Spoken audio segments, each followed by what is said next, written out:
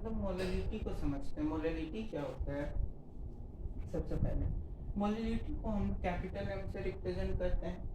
Molality का मतलब होता है number of moles dissolve in पर 100 gram of 1 kg of its solvent. मतलब जैसे हम लोग एक इक्वेशन लेते हैं, सोडियम क्लोराइड और वाटर, इन दोनों को करके मिक्स किया तो सोडियम क्लोराइड का एक्वस सॉल्यूशन बना। इसमें सोडियम क्लोराइड मेरा सॉल्यूट है, वाटर मेरा क्या है, सॉल्वेंट है, दोनों को मिला है सोल्यूशन बना। सोडियम क्लोराइड 10 ग्राम दिए, वाटर 90 ग्राम दिए, 100 ग्राम सोल्यूशन बन जाएगा। तो कितना NaCl सोडियम क्लोराइड का कितना नंबर ऑफ मोल्स जो है पर 100 gram of 1 kg of solvent के 1 kg के पर 100 ग्राम में कितना number of mole sodium chloride का होगा, उसी को हम लोग क्या बोलते हैं, मोलैलिटी बोलते हैं। मोलैलिटी को कैपिटल M से रिप्रेजेंट करते हैं, जिसका फॉर्मूला क्या होता है, number of moles of solute, number of moles of solute, number of moles of solute by mass of solvent in kg। mass of solvent number of mole of solute यानी solute जो होंगे उसके कितने moles, number of moles of solute by mass of solvent in KG. और ज़्यादातर case में KG में दिया नहीं रहता, ग्राम में दिया रहता है। तो अगर ग्राम में दिया होगा तो उसके लिए फॉर्मूला है, ग्राम में दिया होगा तो केजी से मल्टीप्लाई केजी में कन्वर्ट करेंगे। Number of moles of solute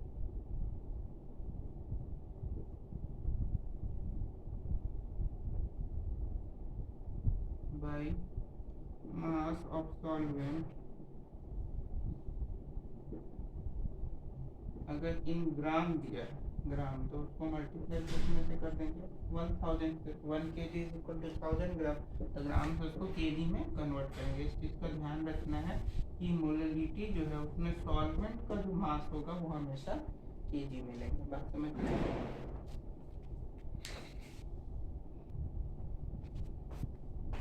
question है मोलैलिटी पे, उसको देखते हैं। क्वेश्चन है find molality when 10 gram of glucose dissolves in 500 gram of water. तो इसमें हम लोग को मोलैलिटी का फॉर्मूला होता है number of moles of solute bye क्या होता है, mass of solvent M। Mass of solvent M होता है स्मॉल m। तो इसमें हम लोग को सबसे पहले नंबर ऑफ मोल्स निकालना होगा, तो नंबर ऑफ मोल्स निकालते हैं। नंबर ऑफ मोल्स क्या होता है, वेट यानी गिवन मास जो है, वेट बोलते हैं, गिवन मास जो है बाय मोलर मास। तो गिवन मास तुम्हारा क्या है, गिवन मास है कितना, 10 ग्राम, 10 है ना। भाई ग्लूकोज का मॉलिक्यूलर वेट 180 ग्राम, ग्राम से ग्राम कैंसिल, 0 से 0 कट गया, 0.55 मोल। ये तुम्हारा नंबर ऑफ मोल्स निकल गया। देयरफॉर मोलैलिटी क्या हो जाएगा, N by M। N क्या है, number of moles 0.55 by mass कितना है, 500 ग्राम, 500 ग्राम। तो करेंगे तो कितना आ जाएगा, अच्छा ग्राम है तो 1000 में तो कन्वर्ट करना ही होगा। 1000 में कर दिए तो यहाँ से इसको हटा दो, 2 0 नीचे, 2 3 1 2 3 गया। 50 से 55 को डिवाइड कर दो, 50 से 55 को करोगे मेरे ख्याल से 1.1 कुछ इतना ही परसेंटेज आएगा। 50 से 55 को कर दो, 50 बन जाए 50, 5.0, 50 बन जाए 50, 1.1%।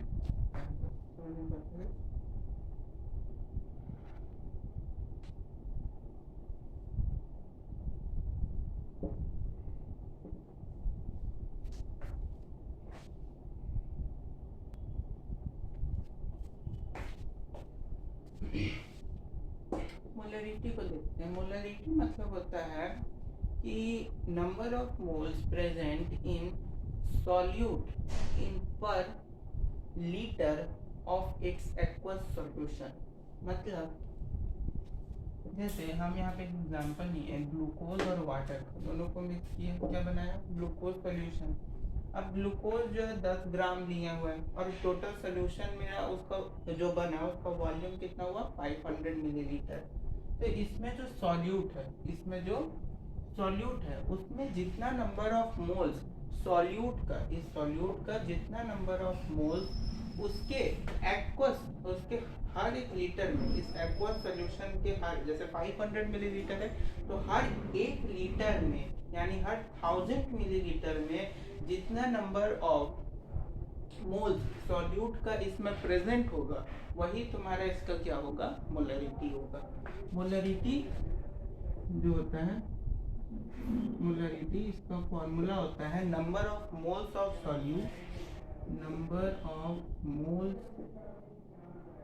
Solute bye volume of solution in litre. Volume of solution in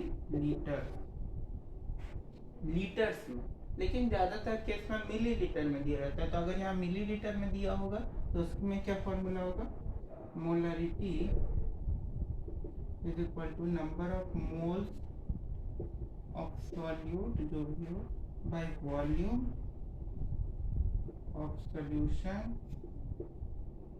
in millilitre. अगर दिया हो तो उसमें क्या करेंगे, 1000 से मल्टीप्लाई कर देंगे। 1 millilitre is equal to 1000 millilitre होता है तो उसमें 1000 से मल्टीप्लाई कर देंगे ताकि वो किसमें चेंज हो जाए, लीटर में चेंज हो जाए। अब उसी पे बेस्ड क्वेश्चन है यहाँ पे, उसको करते हैं।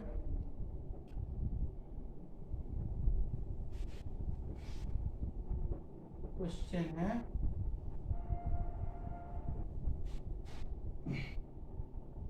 क्वेश्चन में दिया क्या है कि find molarity of solution when 10 gram of C6H12O6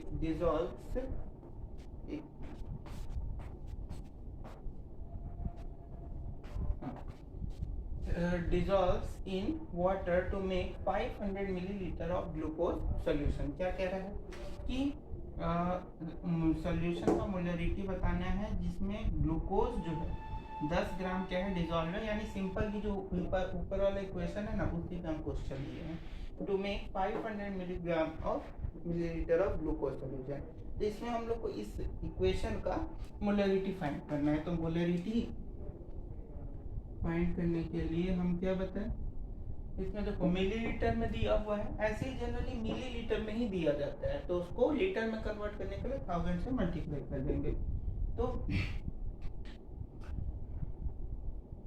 सबसे पहले क्या करेंगे, नंबर ऑफ मोल्स को कैलकुलेट करना होगा। तो नंबर ऑफ मोल्स कितना हो जाएगा, तो देख रहे हैं यहाँ 10 ग्राम है तो नंबर ऑफ मोल्स क्या हो जाएगा 10 ग्राम जो गिवन मास है बाय 500 मिलीलीटर है ना। तो अगर डेंसिटी को 1.1 लो, डेंसिटी 1.1 ग्राम है, 1 ग्राम पर है, 1 ग्राम पर मोल बोलना है, 1 ग्राम है डेंसिटी, तो 1 ग्राम मान लेते हैं। तो डेंसिटी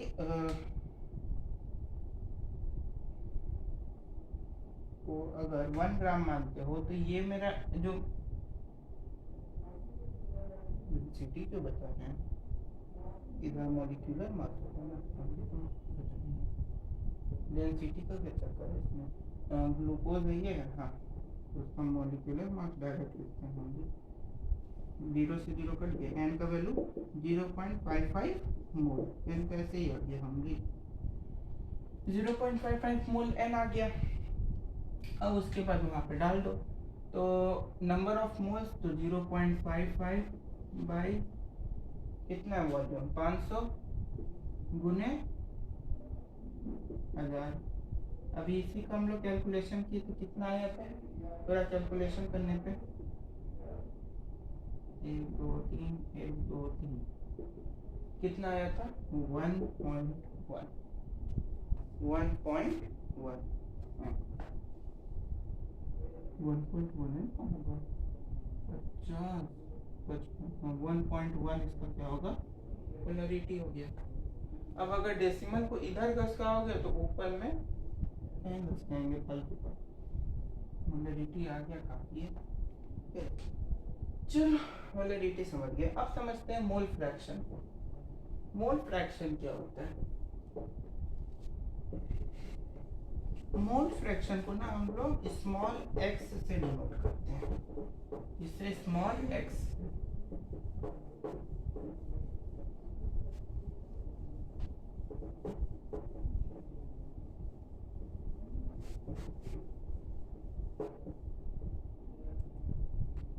इसको हम लोग स्मॉल x से डिनोट करते हैं। बात समझ में आई?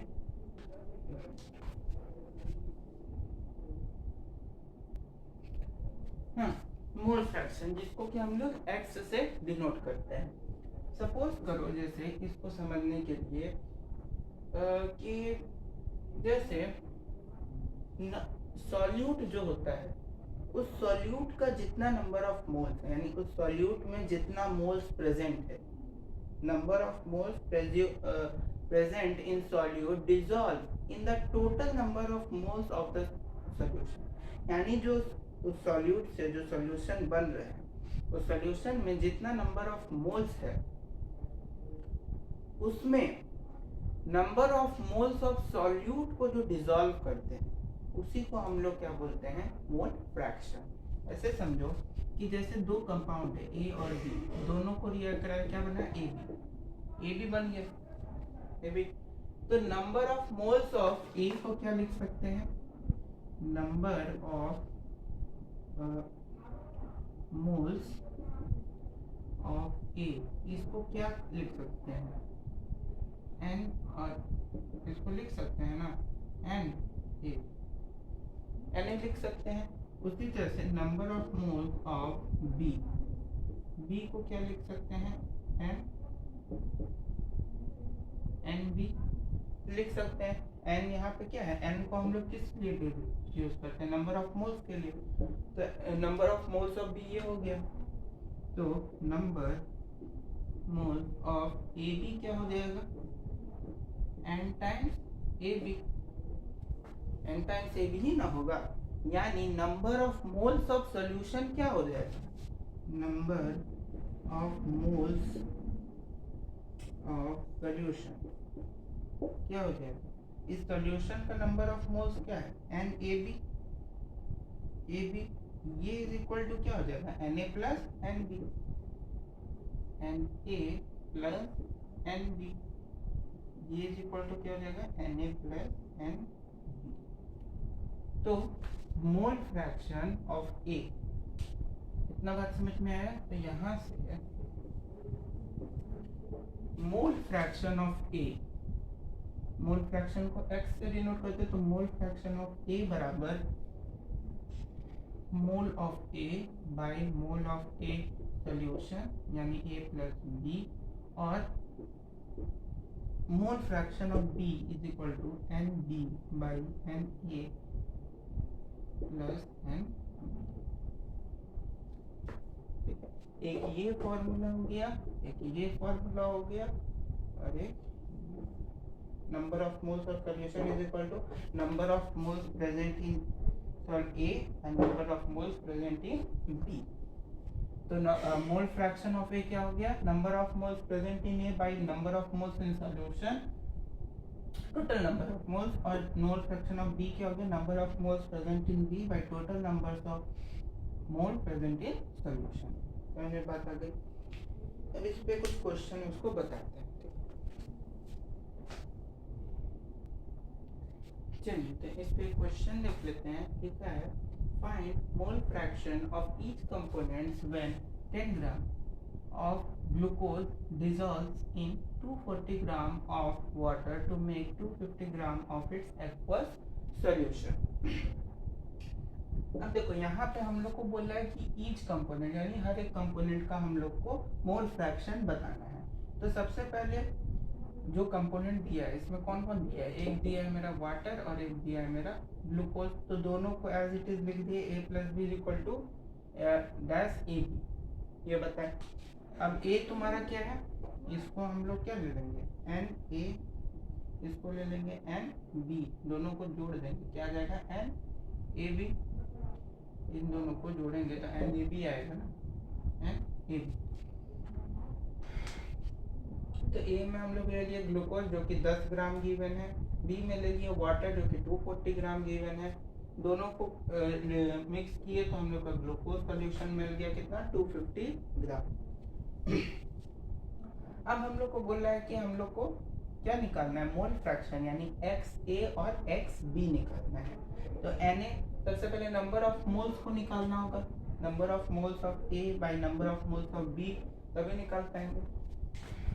और इन दोनों का सम तो पता है, नंबर ऑफ मोल्स ऑफ ए का निकालते हैं। तो ए तुम्हारा क्या है ग्लूकोज, ग्लूकोज का मास गिवन है 10 बाई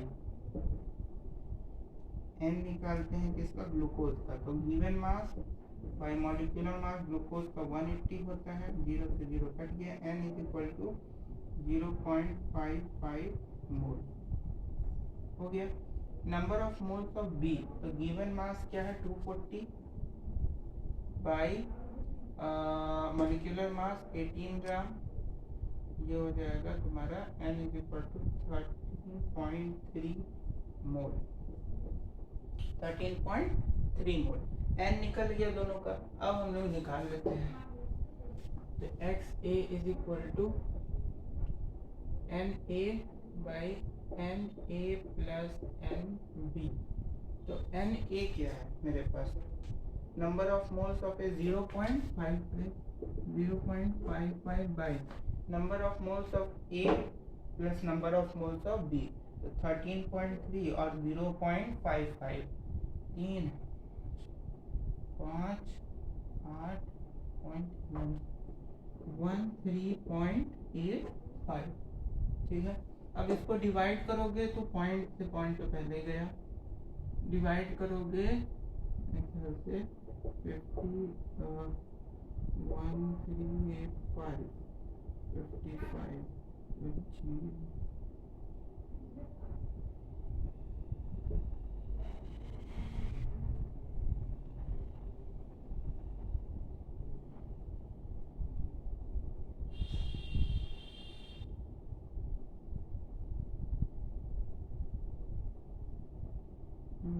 0.03 कुछ आ रहा है, लगभग 0.03 तुम्हारा मोल फ्रैक्शन ऑफ ए आ रहा है, ठीक है।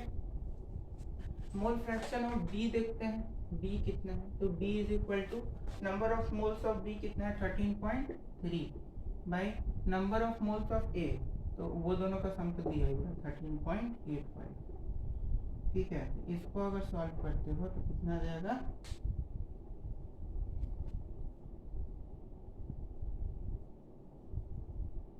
नहीं है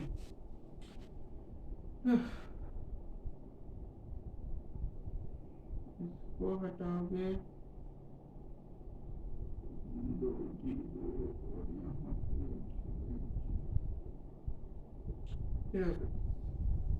अब इसको अगर करते हैं तो आ जाएगा कितना 13.85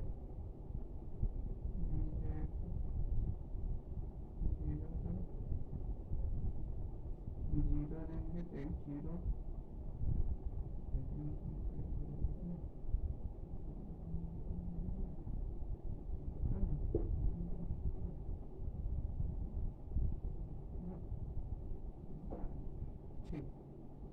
0.9 इतना आ रहा है, 0.9 तुम्हारा एक्स बी आ रहा है और एक्स पे कितना आ रहा है 0.03, तो मोल फ्रैक्शन दोनों का निकल गया है। Mole fraction of A is equal to 0.03 और mole fraction of B is equal to 0.9। Point के बाद एक डेसिमल प्लेस तक लाके भी छोड़ दो, चलिए ठीक है।